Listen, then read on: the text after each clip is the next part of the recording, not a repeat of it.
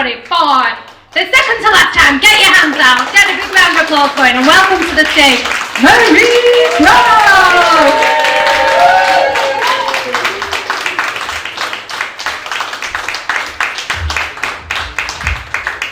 Hello everyone. I may seem a little bit flustered at the minute, but that's because on the way up to the toilet I noticed there was a sign and it said the doorman would be coming in and checking at the toilets regularly. A toilet check. Now, there was a knock on the door and the doorman said, I'm coming in, so I prepared myself. I had wiped really well. Envy, yeah? Massive bell end. You'll be a bit scared, but yeah, I did get one. Anyway, back to a change of perspective. I was gardening the other day, and I was trimming my bush, stroking my rose petals, picking up the grass, and my neighbour popped his head above his Chelsea fenceway and said, "Oi, could you trim your hedges because all of the leaves are falling over my herbaceous borders?" And I said, "Oh, I'll do it tomorrow. He says, "Why can't you do it now?" I says, "Oh, I'm going to Manchester to Matt and Fred's to do a bit of stand-up." And he said, "Stand-up? You're a bit old, aren't you?" And I was just about to give him 2 barrels, and his head dropped. I could hear him scurrying into his conservatory, tapping on his computer and opening up his OnlyFans account. That's the kind of neighbour I've got. So dejected, I went upstairs and I washed my filthy, dirty hands. I rubbed the stains off my fingers and I looked up and saw a photograph of me mum. And I thought, fucking hell, wait, I haven't got a picture of my mum in the bathroom. It's a fucking mirror.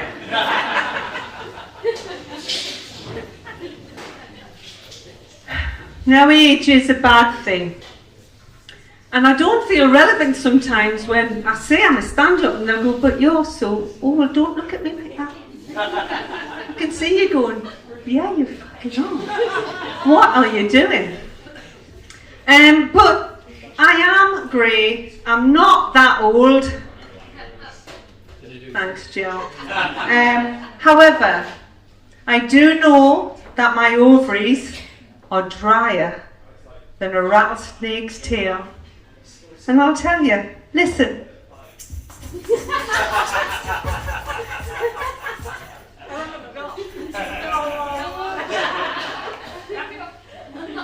And that gravity is pulling down on my softer parts, if everybody understands that in the room. And then I thought, hey, wait a minute, I'm not dead yet. There's loads more in me. It's a Thursday night. Why doesn't the world change its perspective on me? Why not? And people like me as well, Jill. Loads grey-haired women of a certain menopausal age. And then I thought, fuck me, that's not going to happen. So I'm going to have to do it myself. I am going to have to change my perspective. And this is what I've been doing over the last 2 weeks. I've been living my life literally upside down, standing on my hands. Oh yes, and no, I won't. So, there has been some great advantages from standing on my hands.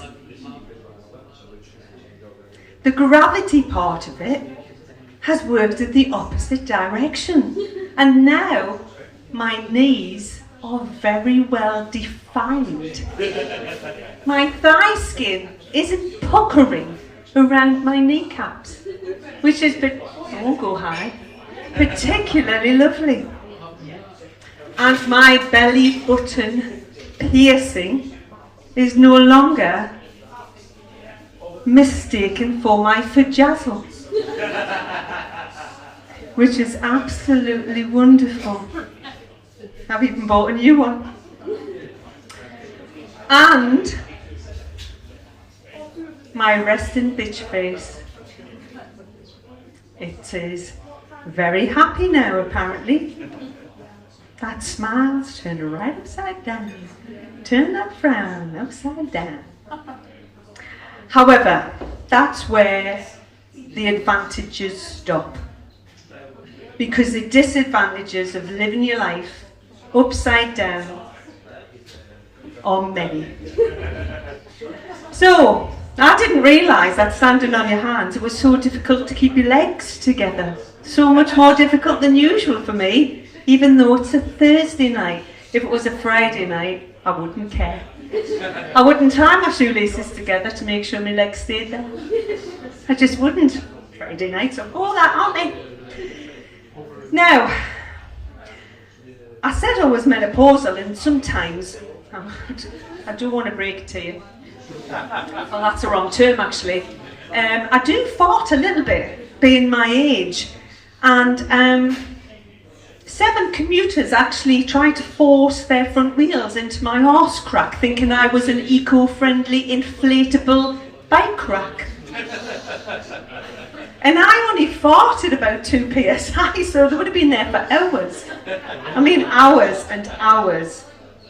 Now, one of the big disadvantages I thought turned out to be worse than I imagined, because my very small chest slowly turned the other way, and I slowly began to go blind.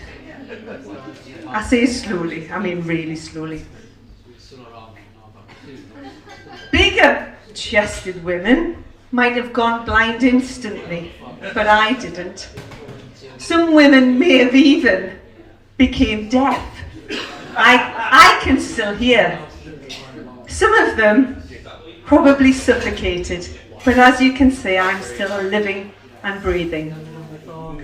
But the worst thing about living my life upside down was Anusol tasted disgusting,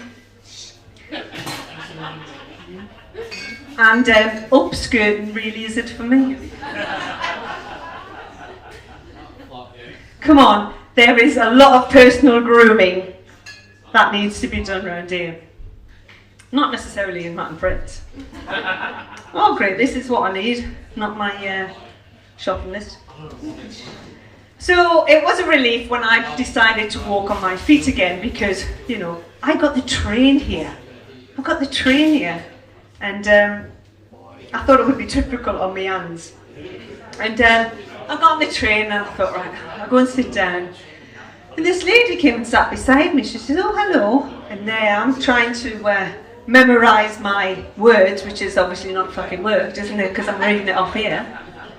Trying to memorise my words. And she said, where are you going? I says, well, I'm going to Matt and Fred's to do a bit of stand-up.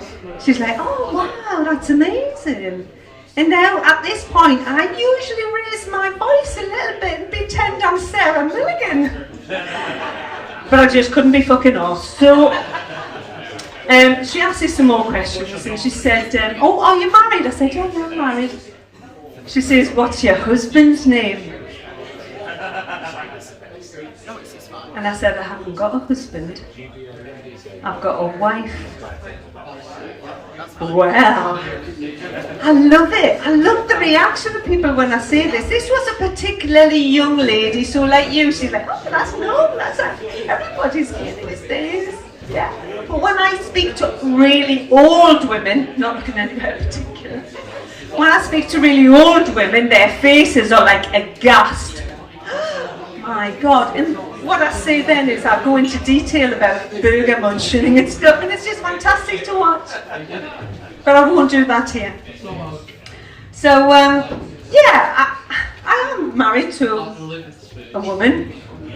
And I suppose if I did marry a man, there's definitely things I wouldn't do that I do with my wife. Now, would I walk in on my husband when he's sat on the toilet? Now, I've served in some shitholes.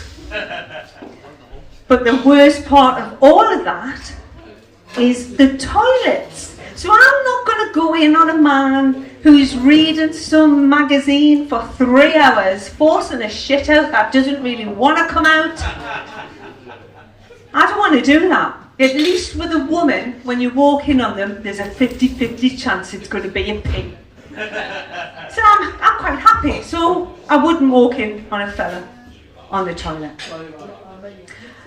Would I let them try my clothes on? Well, this is a normal thing in my house. First up, best dressed. But if a fella was trying my clothes on, I would definitely think twice. What if he looks better in them than me? Well, yeah, you've been there, haven't you? You caught your husband trying on your clothes. Is that your husband next to you? Oh, you know what? Oh, yeah, exactly. But I did see him over there just adjusting his thumb.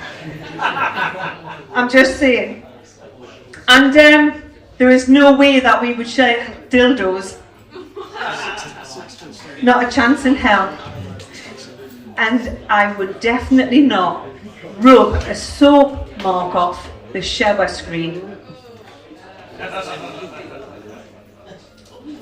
Definitely not with a man. But, in all honesty, and to finalise this beautiful night, if I was to marry a man, it would have to be a mix between Monty Don and Shrek. Because, let's face it, I would love my lady garden really looked after. And, let's face it, everybody wants to be green-fingered. Thank you, everyone. Thank you, everyone.